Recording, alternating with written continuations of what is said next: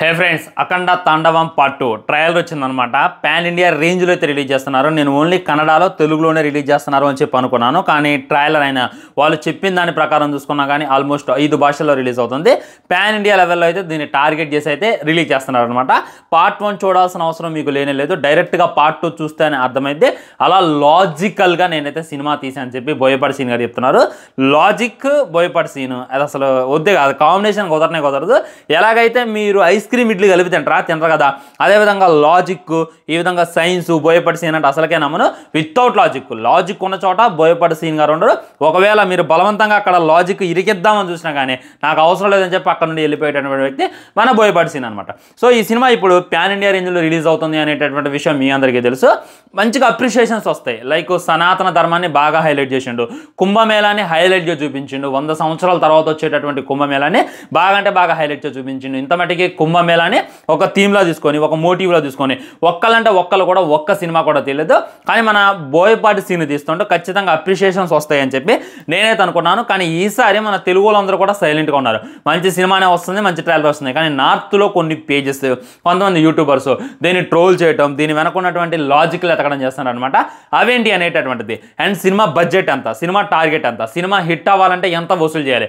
అసలు నాకు తెలిసి మన బాలకృష్ణ గారి కెరియర్లోనే హైయెస్ట్ గ్రాస్ రావాలన్నమాట. అప్పుడే ఈ సినిమాని హిట్గా బ్లాక్ బస్టర్గా అయితే పరిగణిస్తారు. వెయిట్ చేసి చూడాలి మరి ఏమైంది అనేటటువంటిది. అవన్నీ కూడా ఈరోజు ఈ వీడియోలో మాట్లాడుకునేటటువంటి ప్రయత్నం చేద్దాం.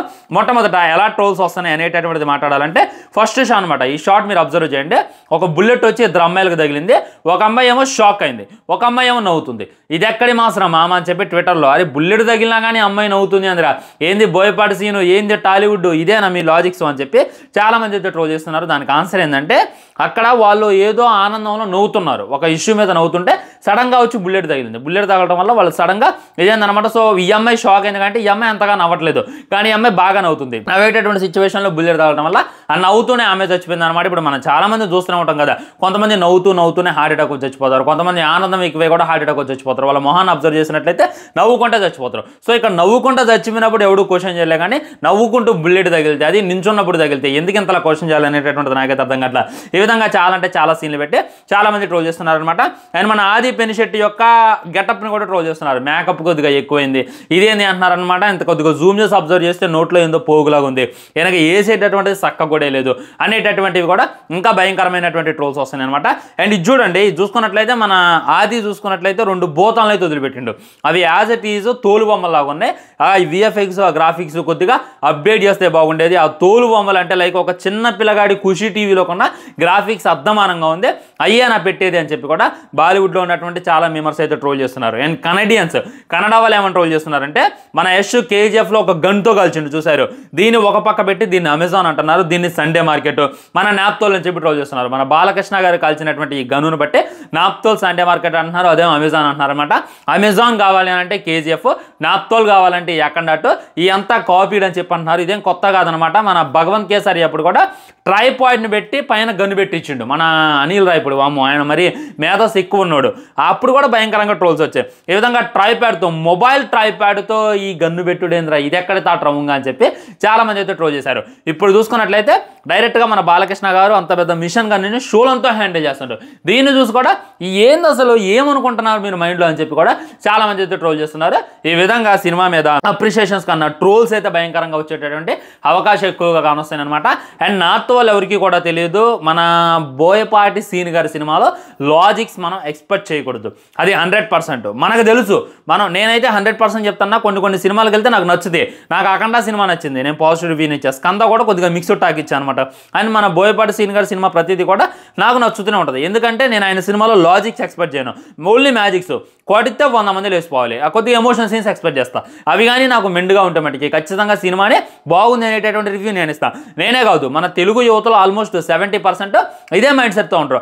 ఆయన సినిమాకి వెళ్తాం అంటే ఏంది అలా ఇద్దా ఇలా ఇద్దా అనేటటువంటి క్వశ్చనింగ్ చేసినామంటే ఎర్రి పప్పులతో సమానం అని చెప్పి మనమైతే అనుకుంటాం. కానీ ఇక్కడ వేరే వాళ్ళందరికీ కూడా అలా ఉండదు. వాళ్ళు మన తెలుగులో ఏమి ఇది దొరుకుతాయి, ఏమి ఎటకారంగా దొరుకుతాయి అనేటటువంటి చూస్తారన్నమాట. ఉదాహరణకి మన RRR మూవీలో ఎన్టీఆర్ అన్న బుల్లెట్ని ఎత్తినప్పుడు కూడా చాలా మంది ట్రోల్ చేశారు. ఒక మనిషి బుల్లెట్ని ఎత్తగలడా అని చెప్పి కూడా ట్రోల్ చేశారనమాట. అండ్ RRR టైంలో చాలా అంటే చాలా ట్రోల్స్ వచ్చాయి. ఈ విధంగా రాజమౌళి చేసినటువంటి సినిమాకే చాలా మంది ట్రోల్ చేశారు. అలాంటిది బోయపాటి సీన్ గారు చేసేటటువంటి సినిమాకి ఎంతలా ట్రోల్ అవుద్ది. ఇప్పటిదాకా మన రాజమౌళి గారైనా మన నాగశ్విన్ అయినా వేరే వేరే డైరెక్టర్లు ఆయన సందీప్ రెడ్డి వంగ అయితే టాలీవుడ్ అక్కడ కూర్చోబెట్టిండు బాలీవుడ్లో. వాళ్ళ దగ్గర నుండి వచ్చేటటువంటి సినిమాలన్నీ కూడా ఒక లెవెల్లో ఉంటాయి, ఒక తోపు ఉంటాయి అని చెప్పి అక్కడ కూర్చోబెట్టిండు. కానీ మన బోయపాటి సీను బాలకృష్ణ గారు వెళ్ళి ఆ పరువు తీసేస్తారా, ఇన్ని రోజుల నుండి కాపాడుకున్నటువంటి ఇజ్జత్ అంతా కూడా ఈ సినిమాతో పోగొడతారా అనేటటువంటి క్వశ్చన్లు కూడా గట్టిగా వినపడుతున్నాయి. వాటన్నిటి గురించి జాగ్రత్తగా మాట్లాడేటటువంటి ప్రయత్నం చేద్దాం. హానెస్ట్లీ మాట్లాడాలి అని అంటే బోయపాటి సీను గారు వితౌట్ బాలయ్య జీరో. హానెస్ట్లీ నేను ఇది ఎంతమందిగా డిస్కషన్ చేస్తా. ఒకప్పుడు ఆయన వేరు, ఇప్పుడు ఆయన వేరు. ఒకప్పుడు ఆయన భద్ర, తులసి, లక్ష్మి ఆ సినిమాలు చూస్తుంటే చూసే కొద్దీ చూడబుద్ధి అయ్యేది అనమాట. బోర్ కొట్టు, మంచి ఎంగేజింగ్గా ఉంటే, ఫైట్లు కూడా వేరే లెవెల్ ఉంటే. ఒకప్పుడు ఆయన సినిమాల్లో సినిమా మధ్యలో ఫైట్స్ ఉండే, ఆ ఫైట్స్ కూడా చాలా ఘోరంగా ఉండే. కానీ ఇప్పుడు చూసుకున్నట్లయితే ఫైట్స్ మధ్యలో సినిమా ఉంటుంది. మీరు సింహ అబ్జర్వ్ చేయండి, లెజెండ్ అబ్జర్వ్ చేయండి, అది సినిమా మధ్యలో ఫైట్లు పెడతారు. కానీ ఆ తర్వాత ఆయనకి ఏమైందో తెలియదులే. కానీ సరైనోడు సినిమా దగ్గర నుండి, సరైనోడు సినిమా కూడా హిట్ కొట్టిండు. అక్కడ నుండి ఫైట్స్ మధ్యలో సినిమా పెట్టింది అనమాట. సరైనోళ్ళు నాకు తెలిసి అర్ధగంటకు ఒక ఫైట్ ఉంటుంది.